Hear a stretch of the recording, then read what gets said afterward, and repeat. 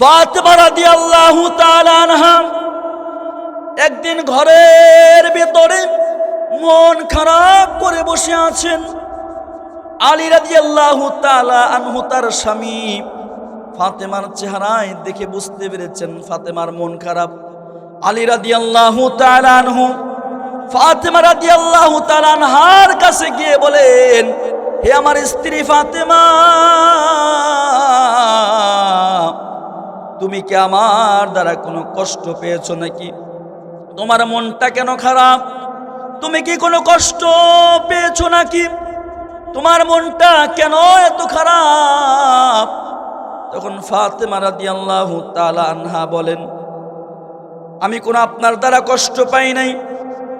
আমি স্বপ্নে আমার বাবাকে দেখলাম, আমার বাবা নবী মুহাম্মদকে দেখলাম, আমাকে খুঁজতেছে খুঁজতেছে খুঁজতেছে, হঠাৎ করে আমাকে পেয়ে গেল আর বলতেছে, মারে তুই কি আমার কাছে আসবি না?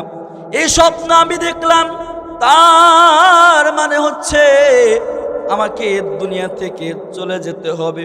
হে আলী আমার স্বামী, আমাকে দুনিয়া ছেড়ে চলে যেতে হবে।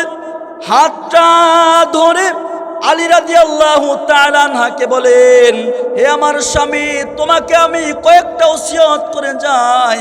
আমার মৃত্যু হয়ে গেলে এই ওসিয়তগুলা তুমি পুঙ্খানুপুঙ্খানুভাবে পালন করবা।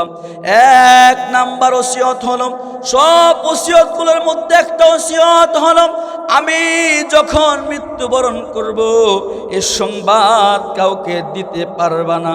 আমার সন্তান হাসান হুসাইন আর তুমি তিনজনে মিলে আমার দাফন কাফনের ব্যবস্থা করবা, কেউ যেন আমার মৃত্যুর সংবাদ না শুনি।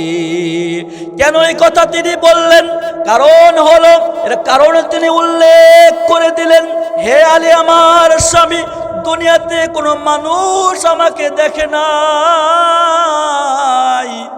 আমি মৃত্যুবরণ করার পরে মানুষ যদি সংবাদ পায়, আমার লাশের উপর দিয়েও যদি আমাকে দেখে, মানুষ মনে করবে ফাতেমা এরকম মোটা ছিল, ফাতেমা এরকম চিকন ছিল, ফাতেমা এতটুকু লম্বা ছিল। এরকম চিন্তা যেন আমার লাশ দেখেও করতে না পারে, সেজন্য তোমরা তিনজন ছাড়া যেন দুনিয়ার কেউ আমার মৃত্যুর খবর না জানে। বলুন সুবহানাল্লাহ। দরকার আছে না নাই? গায়রতহীন মা, গায়রতহীন বোন শিক্ষা নেওয়া দরকার এখান থেকে। তোমার কি সম্মান নাই? যে ছায়া আমার প্রিয় নবী ঘুমায় নিরন্তর, যে ছায়া আমার প্রিয় নবী ঘুমায় নিরন্তর। আল্লাহুম্মা সাইয়্যিদিনা মাওলানা মুহাম্মদ ওয়া আলা আলি সাইয়্যিদিনা মাওলানা মুহাম্মদ। শিবে আবি তালিব সে এক কারাগার, কাটলো সে তাই তোমার বহুদিন হলো পার। না খেয়ে না ঘুমে কত রাত কেঁদে কেঁদে, দিন প্রচারের কাজে ধৈর্য ধরে ধরে। ইয়া রাসূল আল্লাহুম্মা সাল্লি আলা সাইয়্যিদিনা মাওলানা মুহাম্মদ ওয়া আলা আলি সাইয়্যিদিনা মাওলানা মুহাম্মদ। আলহামদুলিল্লাহ, আজকের এই মহতি মাহফিলের সম্মানিত সভাপতি, উপস্থিত বুজুর্গ ওলামায়ে কেরাম, আমার সম্মুখ মানের দিন প্রিয় ইসলাম প্রিয় যুবক ভাইয়েরা, বৃদ্ধ বাবারা, পর্দার আড়ালের উপস্থিত মা ও বোনেরা, বিশ্বজগতের মালিক, বিশ্ব প্রতিপালকের বিশ্ব দরবারে কালিমাতুর শুকুর যে মহান রব্বুল আলামিন অত্যন্ত দয়া করে, মায়া করে, ভালোবেসে আমাকে আপনাকে জালিসুর রহমান জান্নাতের টুকরা বাগানে এসে বসার তৌফিক দান করলেন। সেজন্য অন্তঃস্থল থেকে হৃদয় ভরা ভালোবাসা নিয়ে মহান আল্লাহ তাআলার দরবারে কৃতজ্ঞতা জ্ঞাপন করছি। সকলে পড়ছি আলহামদুলিল্লাহ। এই যে শব্দটা আমরা উচ্চারণ করলাম আলহামদুলিল্লাহ, আল্লাহ রাব্বুল আলামিন হুবহু এই আলহামদুলিল্লাহ এই শব্দ দ্বারা কোরআনে হাকিমের 5টি সূরা শুরু করেছেন। সুবহানাল্লাহ। আল্লাহ রাব্বুল আলামিন সূরা ফাতিহা, সূরা আনআম, সূরা কাহাফ, সূরা সাবা, সূরা ফাতির এই 5টা সূরার শুরুই করেছেন আলহামদুলিল্লাহ দ্বারা। সুবহানাল্লাহ। শুধু কি তাই, আমার নবী বিশ্ব নবী মুহাম্মদ রাসূলুল্লাহ সাল্লাল্লাহু আলাইহি ওয়াসাল্লাম জানিয়ে দিয়েছেন, যে সমস্ত মানুষগুলো দুনিয়াতে সুখে দুঃখে যে অবস্থায় থাকুক না কেন, সর্বহালতে আল্লাহ রাব্বুল আলামিনের প্রশংসা আদায় করে কাল কিয়ামতের দিন জান্নাতীদের প্রথম কাতারে তাদেরকে দাঁড় করানো হবে। আউয়ালু মা ইউদআ ইলাল জান্নাতি আল্লাযীনা ইয়াহমাদুনা আল্লাহা ফিস সাররাই ওয়াদ দাররা। যে সমস্ত বান্দাগুলো দুনিয়ার যে কোনো অবস্থাতেই আল্লাহ রাব্বুল আলামিনের প্রশংসা আদায় করে, ওই সমস্ত বান্দাগুলা বড় ভাগ্যবান। কেনই বা প্রশংসা আদায় করব না? আমি যদি চিন্তা করি, আমি দিনের ভিতরে 2 বেলা আহার করতে পারি, অথচ মানুষকে দেখি 3 বেলা আহার করে। কিন্তু আমি এমন একটি দরিদ্র বান্দা যে 3 বেলার জায়গায় আমি 2 বেলা খাবার খেতে পারি, 1 বেলা আমি তৃপ্তি সহকারে খেতে পারি না। তবু আল্লাহ রাব্বুল আলামিনের প্রশংসা আদায় করতে হবে। কেন করতে হবে? আপনি যদি পৃথিবীর দিকে তাকান, আমি তো 2 বার দিনে খেতে পেয়েছি। অনেক মানুষ পৃথিবীর বুকে এরকম আছে, 2 বেলাতে দূরের কথা 1 বেলাও খাবার পায় না। রাস্তায় ডাস্টবিনে তারা খাবার টোকায় টোকায় খায়।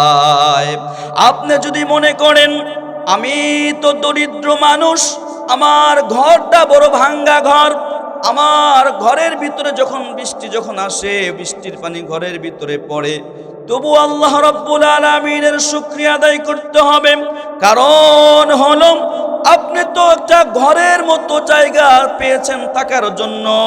পৃথিবীর বুকে এরকম মানুষ অনেক আছে, যে সমস্ত মানুষগুলা কোনো থাকার কোনো আবাসস্থল নাই, তারা রাস্তায় রাস্তায় ঘুমায়, আছে না নাই? সেজন্য যে হালতে থাকি না কেন, প্রত্যেকটা অবস্থায় যে কেউ আমাকে জিজ্ঞেস করবে আপনি কেমন আছেন, প্রথম উত্তর হবে আলহামদুলিল্লাহ, আমি বড় ভালো আছি। ঠিক কিনা বলেন? পারা যাবে তো ইনশাআল্লাহ। 1 নাম্বার তালিম হলো, আমাকে কেউ যদি জিজ্ঞাসা করে কেমন আছেন, আমি প্রথম বলবো আলহামদুলিল্লাহ ভালো আছি। কোনো প্রবলেম যদি থাকে সেটা পরে শেয়ার করব, কিন্তু আমার প্রথম বক্তব্য হবে আলহামদুলিল্লাহ ভালো আছি। বিবি জিজ্ঞেস করলে আমি স্বামী, আমি বলবো আমি ভালো আছি। বাবা সন্তান যদি জিজ্ঞেস করে, বাবা সব সময় বলবে আমি আলহামদুলিল্লাহ ভালো আছি। তার মানে সর্ব অবস্থায় আল্লাহ রাব্বুল আলামিনের যদি প্রশংসা আদায় করতে পারি, কাল কিয়ামতের ময়দানে যারা জান্নাতে যাবে এদের প্রথম কাতারে আল্লাহ দাঁড় করিয়ে দিবেন। সুবহানাল্লাহ নাই দি আল্লাহ, সুবহানাল্লাহ। ঠান্ডা লাগছে নাকি? আবার জোরে বলি সুবহানাল্লাহ। বড় সুসংবাদ। আমরা যারা জান্নাতে যাব, সবাই তো জান্নাতে যাবে, কে আগে যাবে? যাইতে মনে চায় কি চায় না? যারা নামাজি, জুমার দিন দেখবেন কে সবার আগে প্রথম কাতারে বসতে পারে, ঠিক কিনা বলেন? কাজকাম বাদ দিয়ে যারা না প্রকৃত নামাজি, যারা প্রথম কাতারে বসার জন্য কাজকাম বাদ দিয়ে সবার আগে বসে থাকে। তো জান্নাতে তো আমরা সবাই যাব, কে আগে যাইতে পারে? প্রতিযোগিতা করবে। তো এটা যাওয়ার জন্য সহজ আমল হচ্ছে সর্ব অবস্থায় অন্যান্য আমল করার সাথে সাথে আমরা যদি সমস্ত অবস্থায় সুখে দুঃখে আল্লাহ রাব্বুল আলামিনের প্রশংসা জ্ঞাপন করতে পারি, আল্লাহ রাব্বুল আলামিন এই নিয়ামতটা দান করবেন। বলুন সুবহানাল্লাহ। বিশ্ব মানবতার কান্ডারি শফিউল মুজরিমিন খাতামান নবিয়্যিন হাবিবে কিবরিয়া আশরাফুল আম্বিয়া শফিয়ে মুশাফা সাকি কাউসার দুজাহানের বাদশা মহামানবের প্রতি একবার দরুদ প্রেরণ করি সকলে বলি সাল্লাল্লাহু আলাইহি ওয়াসাল্লাম। এই যে আমার সাথে আপনি একটা দরুদ পাঠ করলেন, যে দরুদটা আমিও পড়েছি আপনারাও পড়েছেন, কি ফায়দা হয়েছে জানেন? আল্লাহর নবী বিশ্ব নবী মুহাম্মদুর রাসূলুল্লাহ সাল্লাল্লাহু আলাইহি ওয়াসাল্লাম বলেছেন, মান সাল্লা আলাইয়া ওয়াহিদান সাল্লাল্লাহু আলাইহি আশরা। কোন বান্দা যদি, কোন উম্মত যদি আমি নবীর উপর একবার দরুদ পাঠ করে, আল্লাহ রাব্বুল আলামিন ওই বান্দার উপর 10টা রহমত নাজিল করেন। শুধুমাত্র তাই নয়, তার আমল নামা থেকে 10টি গুনাহ আল্লাহ রাব্বুল আলামিন মোচন করে দেন, 10টি নেকি তার আমল নামায় লিখে দেন, 10টা মর্যাদা আল্লাহ রাব্বুল আলামিনের কাছে তার বেড়ে যায়। শুধু কি তাই, আমার নবী বিশ্ব নবী মুহাম্মদুর রাসূলুল্লাহ সাল্লাল্লাহু আলাইহি ওয়াসাল্লাম বলেছেন, মান সাল্লা আলাইয়া কবরি সামিয়তু ওয়া মান সাল্লা আলাইয়া গায়িবান উবলিগতু। কোন বান্দা যদি আমি নবীর রওজার পাশে এসে দাঁড়িয়ে আমার উপর দরুদ পাঠ করে, আমি নিজ কানে তার আওয়াজ শুনতে পাই, আর যদি কেউ দূরে থেকে আমি নবীর উপর দরুদ পাঠ করে, একটা ফেরেশতা তার নাম ধরে আমি নবীর রওজায় পৌঁছায়া দেয়। লাভ আছে না নাই বাজান? আমরা পড়ছি না একবার, আবার পড়ছি সাল্লাল্লাহু আলাইহি ওয়াসাল্লাম। যারা শুয়ে আছে তারা পড়তে পারছে? পড়ছে? সবার জন্য এখানে আসা বাধ্যতামূলক না, তবে যাদের কপাল ভালো তারাই আসতে পারছে, ঠিক কিনা বলেন? যারা আসতে পারতো কিন্তু না আসে, অলসতা বশত এখনো ঘরের ভিতরে শুয়ে রয়েছে বা আশেপাশে ঘোরাফেরা করতেছে, বুঝতে হবে আল্লাহ তাআলা এদেরকে কবুল করেন নাই। আমাদেরকে যারা আল্লাহ রাব্বুল আলামিন যাদেরকে ভালোবাসছেন তাদেরকে এই বাগানে এসে আল্লাহ রাব্বুল আলামিন বসিয়েছেন। বলুন সুবহানাল্লাহ। কারণ হলো এই মাহফিলটা প্রত্যেক দিন হয় না, প্রত্যেক মাসেও হয় না, প্রত্যেক বছরে বছরে কয়েক জায়গায় এই ধরনের সম্মেলনের আয়োজন করা হয়। এত দামি একটা জায়গার সুযোগ করে দেওয়ার পরেও কেউ যদি না বসতে পারে, বসতে হবে আল্লাহ নারাজ। আল্লাহ বুঝার তৌফিক দান করুন, বলুন আমিন। কোরআন হাকিম থেকে একটা আয়াত আপনাদের সামনে পাঠ করেছি। উক্ত আয়াতকে সামনে রেখে আল্লাহ তাআলা কিছু কথা বলার মতো, আপনাদেরকে শোনার মতো ধৈর্য, হিম্মত, তৌফিক আল্লাহ রাব্বুল আলামিন দান করুন। আপনারা বলুন আমিন। অল্প টাইম কথা হবে, যা কথা হবে কোরআন হাদিস থেকে আল্লাহ তাআলা কবুল করুন, বলুন আমিন। দুনিয়াতে আমরা যারা আসছি, নবী ব্যতীত আর যত মানুষ আছে সমস্ত মানুষই অপরাধী, গুনাহগার, ঠিক কিনা বলেন? ভালো করে বুঝবেন, এই গুনাহ করাটা মানুষের একটা অভ্যাস, একটা স্বাভাবিক বিষয়। মানুষ গুনাহ করবেই। মানুষকে আল্লাহ তাআলা গুনাহের শক্তি দিয়ে বানিয়েছেন। আমার নবী বিশ্ব নবী বলেছেন, কুল্লু বানি আদম খাত্তাউন ওয়া খায়রুল খাত্তাইন আত-তাওয়াবুন। বনি আদম যারা আছে সমস্ত বনি আদমই অপরাধী। কি বাজান? অপরাধ আমরা করি নাই? এরকম কোনো কেউ কি বলতে পারবে যে আমি অপরাধ করি নাই, আমার কোনো গুনাহ নাই? মাঝে মাঝে আবার কেউ বলে, আমাদের কাছের লোক বলে, কি বলে না, ওই আপনারা যখন হুজুর আমিন ধরে মোনাজাত ধরে যখন দোয়া করেন, আমি আমিন বলতে পারি না। কেন বলতে পারি না? আল্লাহ তাআলা আমার দ্বারা কোনো গুনাহ করায় নাই। নাউজুবিল্লাহ বলবেন না? যেখানে আল্লাহ নবী বলছেন সমস্ত মানুষ অপরাধী, বললে আল্লাহ নবী তো বলছেনই, কিন্তু আমরা বাস্তবিক তো দেখতে পাই মানুষ অপরাধ করে, ঠিক কিনা বলেন? আল্লাহ বুঝার তৌফিক দান করুন, জোরে বলুন আমিন। আল্লাহ রাব্বুল আলামিন যদি একটা সীমা রেখা দিয়ে দিতেন, এই পরিমাণ গুনাহ যদি তুমি করো তাহলে তোমার হাত অবশ হয়ে যাবে। মনে হয় এই পরিমাণ গুনাহ আমরা করে ফেলেছি, যে এই পরিমাণ গুনার সীমা যদি আল্লাহ দিয়ে দিতেন আমাদের হাত অবশ হয়ে যেত। আল্লাহ রাব্বুল আলামিন যদি কোনো সীমা দিয়ে দিতেন, এই পরিমাণ অপরাধ যদি তুমি করো তোমার চোখ অন্ধ হয়ে যাবে। আমার তো মনে হয় এই পরিমাণ গুনাহ আমরা করে ফেলেছি, সীমারেখা দিলে আমাদের চোখটা অন্ধ হয়ে যেত। আল্লাহ রাব্বুল আলামিন যদি কোনো সীমারেখা দিয়ে দিতেন, এই পরিমাণ অপরাধ যদি তোমরা করো তোমাদের পা লুলা হয়ে যাবে। আমার তো মনে হয় আমরা মানুষ হিসাবে এত বড় অপরাধ আমরাও করে ফেলেছি। আল্লাহ রাব্বুল আলামিন যদি কোনো সীমারেখা দিয়েতেন, এই পরিমাণ অপরাধ যদি তুমি করো তোমার জবান বন্ধ হয়ে যাবে। আমার তো মনে হয় আমরা যারা মানুষ আছি, সাধারণ গোলাম আছি, এই পরিমাণ গুনাহ আমরা করে ফেলেছি, ঠিক কিনা বলেন? একটু চক্ষুটা বন্ধ করে চিন্তা করবেন।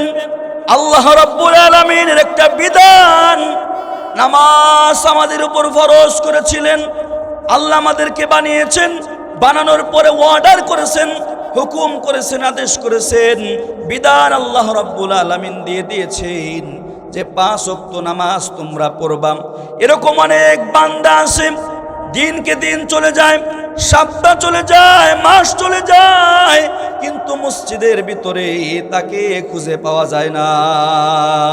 দুনিয়াতে এরকম মানুষ অনেক আছে, শুধুমাত্র জুমার নামাজ পড়ে। আবার এরকম মানুষও আছে জুমার নামাজ পড়ার সুযোগ পায় না, শুধুমাত্র ঈদের নামাজ পড়ে, আসে না নাই? মুসলমান ভাইরা রে আমার, গভীর মনোযোগ দিয়ে বুঝবেন। আমি যখন বালেগ হয়েছি তখন থেকে নিয়ে এই পর্যন্ত কত ওয়াক্ত নামাজ আমার জিন্দেগি থেকে ছুটে গেল, যদি আপনাকে হিসাব করতে দেই হিসাব করে পাবেন না। কারণ এত পরিমাণ নামাজ জিন্দেগি থেকে ছুটে গিয়েছে যার হিসাব আমরা নিজেই করতে পারবো না, ঠিক কিনা বলেন? এই পরিমাণ অপরাধ আমরা করে ফেলেছি। যুবক ভাই যারা আছেন, এই মোবাইলের মাধ্যমে শত শত গুনাহ তারা করে। গ্যালারির ভিতরে ঢুকলে তাদের গ্যালারির ভিতরে, মোবাইলের ভিতরে নাচ গান আর সিনেমা ছাড়া অন্য কিছু খুঁজে পাওয়া যায় না। তাদের মেসেঞ্জারের ভিতরে ঢুকলে অনেক বেগানা নারীর সাথে তারা চ্যাটিং করে, তারা গুনাহ করে, জিনার কাজ করে। যুবক ভাইরা এত শত গুনাহ তারা করে ফেলে। তার মানে হচ্ছে সমস্ত বান্দারাই গুনাহগার, কিন্তু আল্লাহ রাব্বুল আলামিন বলছেন ওয়ালা তামুতুন্না ইল্লা ওয়া আনতুম মুসলিমুন। গুনাহ মানুষ করবে স্বাভাবিক, কিন্তু এই গুনাহ নিয়ে কবরে আসা যাবে না, ঠিক কিনা বলেন? কি বুঝাইলাম? গুনাহ মানুষ করবে, হয়ে যাবে, কিন্তু আফসোস করতে হবে কি করলাম। ইচ্ছা করে করা যাবে না।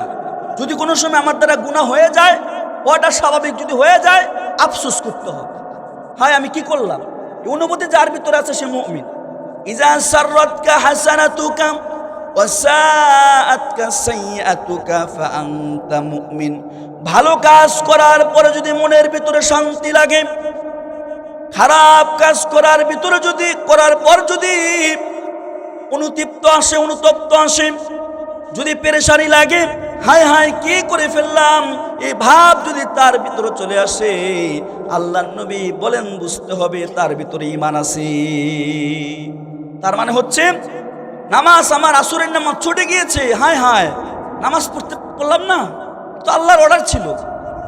আসরের নামাজটা আমার জীবন থেকে চলে গেল, হায় হায় মাগরিবের নামাজ পড়তে পারলাম না, কি একটা অপরাধ করে ফেললাম। যদি আমার এখন মৃত্যু হয় এসার আগে, তাহলে তো আমি মাগরিবের নামাজ না পড়ার কারণে আমি বেনামাজি হয়ে কবরে যাব। তো আল্লাহ কি বললেন যে গুনাহ মানুষ করবে, এটা তো স্বাভাবিক, গুনাহ হয়ে যাবে, কিন্তু এই গুনাহ নিয়ে কবরে যাওয়ার কোনো সুযোগ নাই। মুসলমান হয়ে কবরে যেতে হবে। এখন আপনি মরবেন কবে জানা আছে?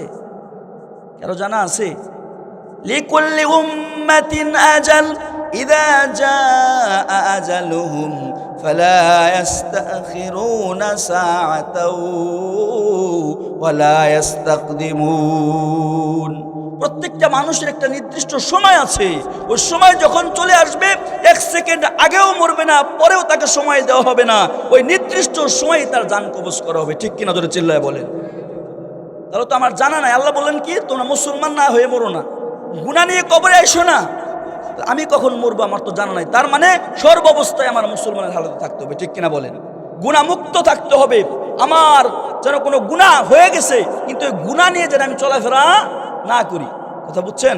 আমার দ্বারা গুনাহ হয়ে গিয়েছে, এই গুনাহ নিয়ে জানি আমি চলাফেরা না করি। এই জন্য একটা পন্থাও আল্লাহ নবী সাল্লাল্লাহু আলাইহি ওয়াসাল্লাম বলে দিয়েছেন, আল্লাহ রাব্বুল আলামিন কোরআনের মাঝে বলে দিয়েছেন। বিশ্বনবী কি বলছেন? সমস্ত মানুষ তো অপরাধ করবে, এই অপরাধীদের ভিতরে সবচেয়ে দামি হচ্ছে তারা যারা তওবা করে। সুবহানাল্লাহ বলবেন না? তাহলে কি বোঝাইতে চাইলাম?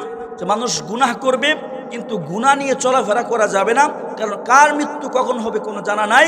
আল্লাহ বলছেন তোমরা গুনাহ নিয়ে কবরে এসো না, মুসলমান হয়ে কবরে আসো। তার মানে সর্বাবস্থায় গুনাহ মুক্ত থাকতে হবে আর মুসলমান হয়ে আমাদের চলাফেরা করতে হবে। কোন সময় আজরাইল এসে আমাকে ধাক্কা দিয়ে কবরে পাঠিয়ে দেয় এটা কেউ বলতে পারবে না। ঠিক কিনা ধরে চিল্লায় বলে। তাহলে গুনাহ তো মানুষের হয়ে যাবে, এই গুনাহ মুক্ত আমি কেমনে থাকবো? গুনাহ মুক্ত থাকার জন্য আল্লাহ রাব্বুল আলামিন তওবা নামক একটা মেডিসিন দিয়ে দিয়েছেন। বলুন সুবহানাল্লাহ। আল্লাহ রাব্বুল আলামিন বলছেন ইয়া আইয়ুহাল্লাযীনা আমানু তুবু ইলাল্লাহি তাওবাতান নাসুহা আসা রাব্বুকুম আইয়ুকাফিরা আনকুম সাইয়্যাতিকুম ওয়া ইদখিলাকুম জান্নাতিন তাজরি মিন তাহতিহাল আনহার।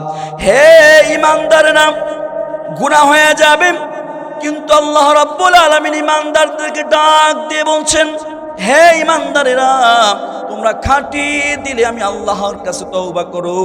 যদি তোমরা তওবা করো সম্ভবত আল্লাহ রাব্বুল আলামিন হতে পারে আল্লাহ রাব্বুল আলামিন তোমাদের পিছনের সমস্ত গুনাহ আল্লাহ মাফ করে দিবেন। আল্লাহ রাব্বুল আলামিনের কাছে কেউ যদি তওবা করে, তওবা করলে 3টা ফায়দা হবে। 1 নাম্বার ফায়দা হলো কেউ যদি আল্লাহ রাব্বুল আলামিনের কাছে তওবা করে আল্লাহ রাব্বুল আলামিন তার পিছনের সমস্ত গুনাহগুলো মাফ করে দিবেন। কেমন মাফ করে দিবেন? আত্তাইবু মিনাল যামবি কামান লা যামবা লাহু। কেউ যদি আল্লাহ রাব্বুল আলামিনের কাছে খাঁটি দিলে তওবা করতে পারে, আমার নবী বিশ্ব নবী বলেন সে যেন কেমন হয়ে যায়, এমন হয়ে যায় সে মাসুমের মতো হয়ে যায়। কেউ যদি এই মাত্র কেউ যদি মায়ের গর্ভ থেকে যদি দুনিয়াতে আসে সে যেরকম মাসুম, ওই লোকটাও তওবা করার কারণে মাসুমের মতো হয়ে যায়। আল্লাহ রাব্বুল আলামিন 1 নাম্বার তার সমস্ত গুনাহ মাফ করে দেন। 2 নাম্বার আর একটু মারাত্মক, আল্লাহ রাব্বুল আলামিন বলছেন ইল্লা মান তাবা ওয়া আমানা ওয়া আমিলা আমালান সালিহা ফাউলাইকা ইবাদদিলুল্লাহু সাইয়্যাতিহিম হাসানাত। 2 নাম্বার হলো আল্লাহ রাব্বুল আলামিন তো ওই বান্দার পিছনের সমস্ত গুনাহ মাফ করবেন, ওই সাথে সাথে সমস্ত পিছনের গুনাহগুলোকে নেকের দ্বারা পরিবর্তন করে দিবেন। পিছনের জিন্দেগির যত গুনাহ সে করেছিল, যত ওয়াক্ত নামাজ সে পড়েছিল না, মোবাইলের মাধ্যমে যত গুনাহ সে করেছিল, এই সমস্ত গুনাহ আল্লাহ মাফ করে দিবেন। 2 নাম্বার হলো এই গুনাহগুলোকে আল্লাহ নেকের দ্বারা পরিবর্তন করে দিবেন। বুঝেন নাই কথা? গুনাহ তো গুনাহ ছিল, মাফ হয়ে গেল, এই গুনাহ বেফলে যাবে না। কয় গুনাহগুলো কি হবে? কয় গুনাহগুলো নেক হয়ে যাবে। সুবহানাল্লাহ হবে। তবে সেজন্য কি করতে হবে? খাটিয়ে দিলে তওবা করতে হবে। আর কখনো গুনাহ করব না, আর নামাজ ছাড়বো না।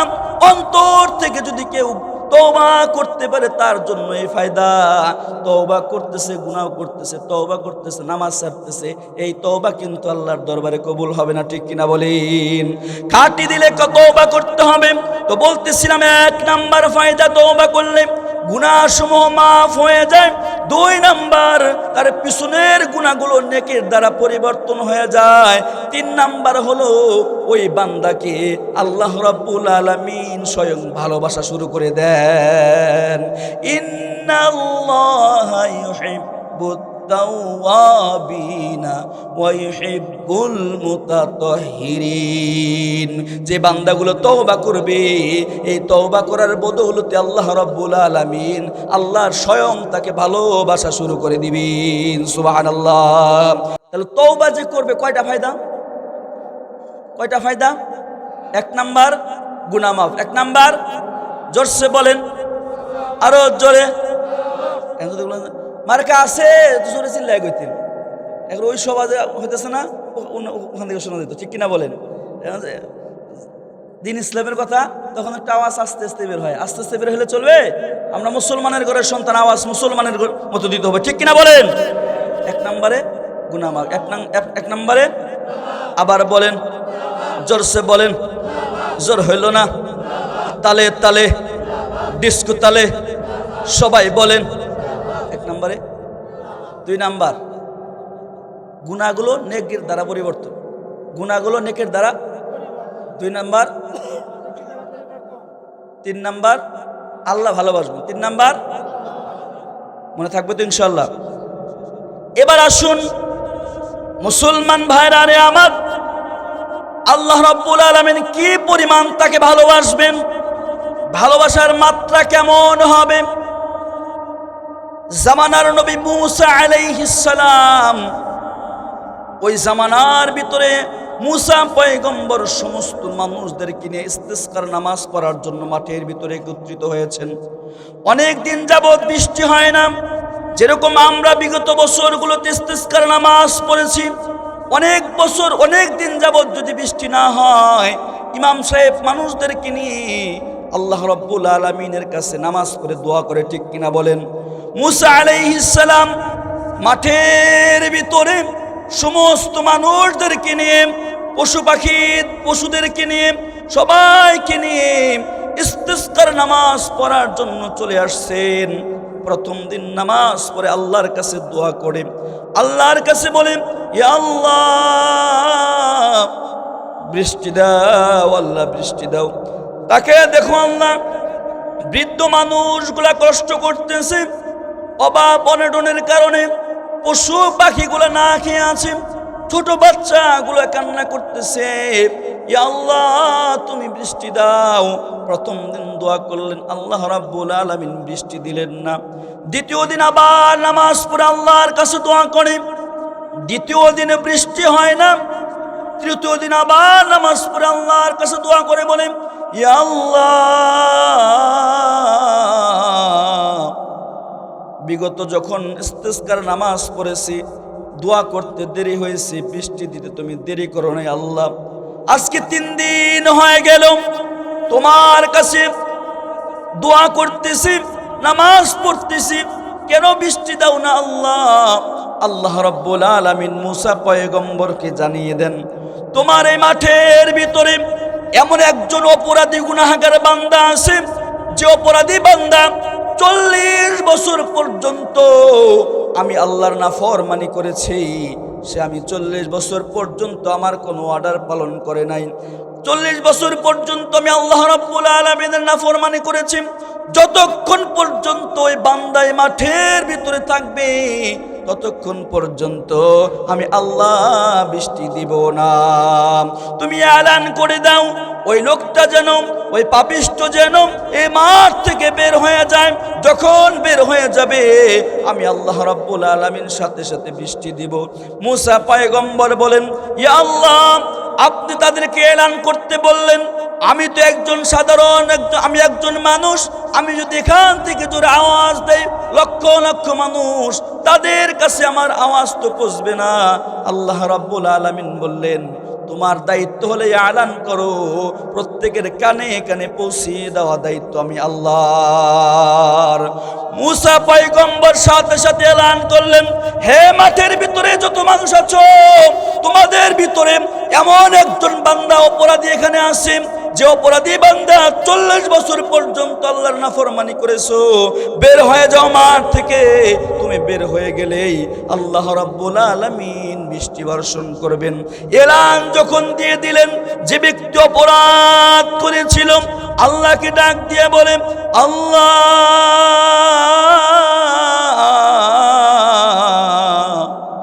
40 বছর পর্যন্ত তোমার নাফরমানি করেছি, তুমি আমাকে লজ্জা দাও নাই, কারো কাছে লাঞ্ছিত করো নাই। আজকে যদি এখান থেকে আমি বের হয়ে যাই, সবাই আমার দিকে তাকিয়ে থাকবে, আমাকে অপরাধী হিসেবে চিনবে। ও আল্লাহ, লজ্জা দিও না আল্লাহ, তোমার কাছে আমি তওবা করতেছি। বলুন আল্লাহু আকবার। তোমার কাছে আমি তওবা করতেছি আল্লাহ, আর অপরাধ করব না, অনেক বড় ভুল করে ফেলেছি আল্লাহ। এটা বলে যখন বারবার আল্লাহর কাছে ডেকে ডেকে কান্না করে যখন তওবা করেছে, সাথে সাথে আল্লাহ রাব্বুল আলামিন ওই মাঠের ভিতরে বৃষ্টি দান করে দিয়েছেন। মুসা আলাইহিস সালাম আল্লাহকে ডাক দিয়ে বলে, আল্লাহ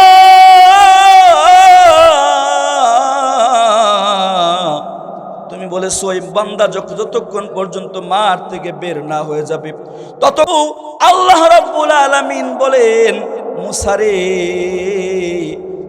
তুমি নবী হতে পারো, তোমার সাথে সাক্ষাৎ করায়াও ওই ব্যক্তিকে লাঞ্ছনা দিতে পারি না। আল্লাহু আকবার। ওই বান্দাকে আমি বড় ভালোবাসি, তুমি নবী, তোমাকেও বড় ভালোবাসি, কিন্তু ওই বান্দা তওবা করার কারণে কি পরিমাণ ভালোবাসি তুমি জানো। তুমি আবদার করেছো দেখা করার জন্য, কিন্তু ওই বান্দা তোমার কাছে লজ্জিত হবে, এই কারণে তোমার সাথেও দেখা করাবো না। আল্লাহু আকবার, নারে তাকবীর। আল কোরআনের আলো সারা জীবন ঘরেই জ্বালেন, ঘরে তো চলেই, ঠিক কিনা বলেন? দাদা ঘরে চলে না? সবার ঘরে কোরআন শরীফ আছে না নাই? দাদিও পড়ে, ভাবিও পড়ে, চাষিও পড়ে, ঠিক কিনা বলেন? এবার সংসদে যদি আমরা কোরআনের আলো জ্বালাইতে পারি, পুরো বাংলাদেশ ঠিক হয়ে যাবে, দুর্নীতি বন্ধ হয়ে যাবে, ঠিক কিনা বলেন? ঘরে ঘরে জ্বালাই, সংসদে একটু জ্বালানোর দরকার আছে না নাই? এবার দিকে কথা কয় না, সবাই টাকা খাইছে নাকি? খাইছে মনে হয় না। আমরা কেউ টাকা তোকা খাবো? টাকা খেয়ে আমরা ইমানকে বিক্রি করতে পারি না, ঠিক কিনা বলেন? খুব গভীর মনোযোগ দিয়ে শুনবেন। কোন ব্যক্তি যদি টাকার বিনিময় হোক, যে কোনো কারণে হোক, যাকে আমি সিল মারবো, তাকে সমর্থন করব, আমার সমর্থন পেয়ে সে যদি সংসদে যদি যাওয়ার সুযোগ পায়, সে যদি ক্ষমতার আসনে বসার সুযোগ পায়, তাহলে সে যদি কোনো অপরাধ করে, সে যদি কোনো অন্যায় করে, কোরআন হাদিসের বিরুদ্ধে যদি কোনো আইন করে, আমি সমর্থন দেওয়ার কারণে সে যে অপরাধ করবে তার একটা অংশ আমার আমল নামেও যুক্ত হবে, ঠিক কিনা জোরে চিল্লায় বলে। সুতরাং হিসাব ভালোভাবে করবে। আমি ওই যদি কোরআনের আইন চালু করার জন্য যদি সিল দেই, আমাকে কামাই করে খেতে হবে, ঠিক কিনা বলেন? আর আরেকজনকে যদি সিল দেই, আমার নিজের কামাই করে খেতে হবে। সুতরাং অপরাধ কামানোর কোনো দরকার, স্পষ্ট কথা। আপনি তাকে সুযোগ করে দিচ্ছেন না, আপনি তাকে সুযোগ করে দেওয়ার কারণে সে পার্লামেন্টে যাওয়ার সুযোগ পাইছে, এখন সে ক্ষমতা পেয়ে ক্ষমতার অপব্যবহার করে, আপনি কেন তাকে সুযোগ করে দিলেন? আপনার দোষ, কথা ঠিক কিনা বলেন? আচ্ছা, কোরআনের ভিতরে সব বিধান নাই, কত ভালো করে বুঝবেন। এ কথা এখানে বলার জায়গা না, তবুও বলি, যত সবাই সচেতন শিক্ষিত মানুষ। কোরআনের ভিতরে সমস্ত বিধান আছে না নাই? দেশ কেমনে চালাইতে হবে এটাও আছে, সবাই দিয়ে বলেন দি আছে বাজান, এটাও আছে। কারণ আমি আর আপনি কি দেশ চালাই? সাহাবায়ে কেরাম অর্ধ পৃথিবী শাসন করেছেন, ঠিক কিনা বলেন? আমি আর আপনি তো গোটা বাংলাদেশ পায় এবারে অমুক সাল পর্যন্ত চালাবো বলেছে, বলে নাই? অমুক সাল পর্যন্ত তোর বাপের কথা নাকি? আল্লাহ তাআলা যেভাবে চাবে সেভাবে হবে, ঠিক কিনা বলেন? বোল্ড আউট, ঠিক কিনা? বোল্ড আউট করে দিয়েছে। তো আমরা তো সামান্য রাগ করতেছেন নাকি? কারণ সামনে আসতেছে নামাজ কালাম যতই পড়ি, অপরাধীকে যদি আমি সমর্থন করি, ওই অপরাধের গুনাহ আমার কবরে আসবে, আমার আমল নামে আসবে। সুতরাং এ থেকে সতর্ক করার দায়িত্ব আমাদের উলামায়ে কেরামদের আছে না নাই? যে কথা বলতেছিলাম বাজান, কোরআনের ভিতরে দেশ চালানোর, দেশ কিভাবে পরিচালনা করব এই বিধানও আছে। শুধু আছে তাই নয়, সর্বোচ্চ উত্তম বিধান, যে বিধান মতে সাহাবায়ে কেরাম রাষ্ট্র চালানোর কারণে ওমর রাদিয়াল্লাহু তাআলা আনহু অর্ধ পৃথিবী শাসন করেছেন। শাসনটা কেমন হয়েছে? যে ঘাটে বকরিয়ে পানি খায় ওই ঘাটে বাঘেও পানি খায়, বাঘে বকরির উপর আক্রমণ করে না, ঠিক কিনা বলে? মানুষ তো দূরের কথা, বাঘে আক্রমণ করে না বকরির উপর। বাঘও ভালো হয়ে গেছে ওমরের শাসন পায়, কারণ শাসনটা চলেছে কি দ্বারা? জোরে বলেন। কোরআনের চাইতে উত্তম কোন বিধান পৃথিবীর বুকে আছে? আসবে? আসবে? আমি আর আপনি যেটা বানাইছি ভুল হওয়ার সম্ভাবনা আছে না নাই? তাহলে ভুলটা দিয়ে না চালাইয়া ভালোটা দিয়ে চালাই, সোজা কথা। আমি আর আপনি বানাইছি, এটা ভুল হওয়ার সম্ভাবনা আছে না? হবে, 100% ভুল হবেই। তো ভুলটা দিয়ে চালানোর কি দরকার? যেটার ভিতরে কোনো ভুল নাই, সুন্দরভাবে লেখা আছে, ওইটাতে চালাই। আল্লাহ তাআলা তৌফিক দান করুন। জোরে বলেন আমিন। কোন কথা বলতেছিলাম বাজান?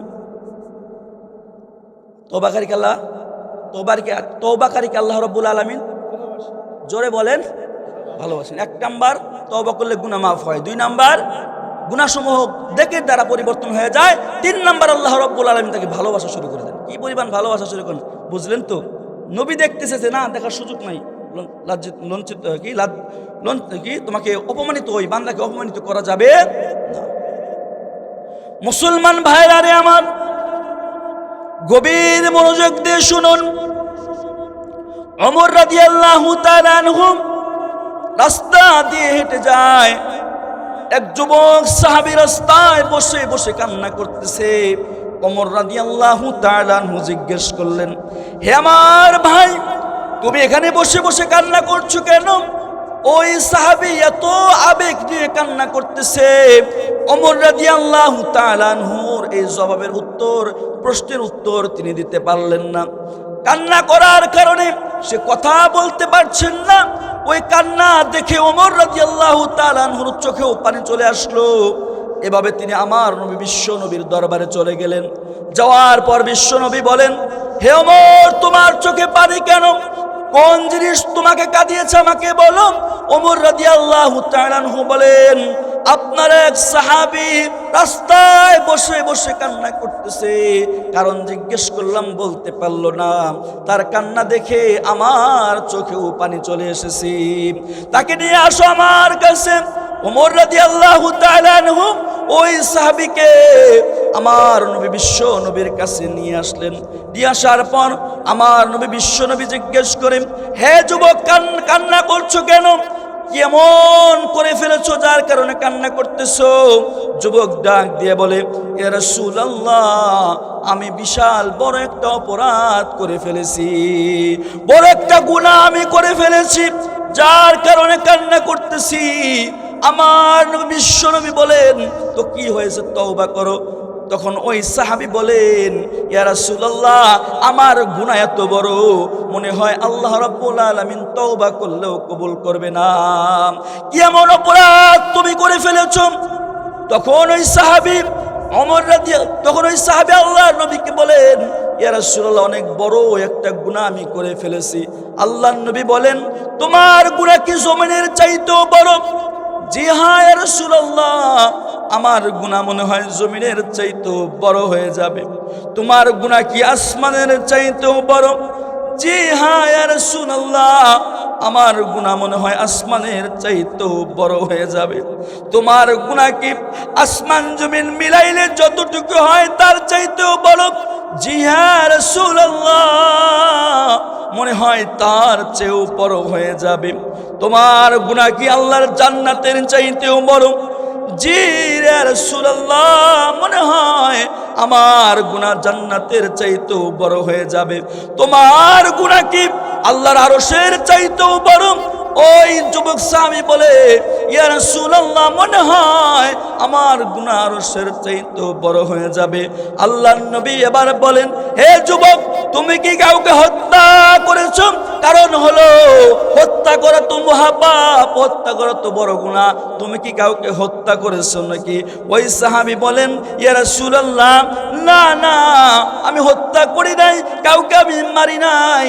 তাহলে তুমি কি শিরিক করেছো? কারণ শিরিক তো হলো বড় গুনাহ, শিরিকের গুনাহ তো আল্লাহ মাফ করেন না।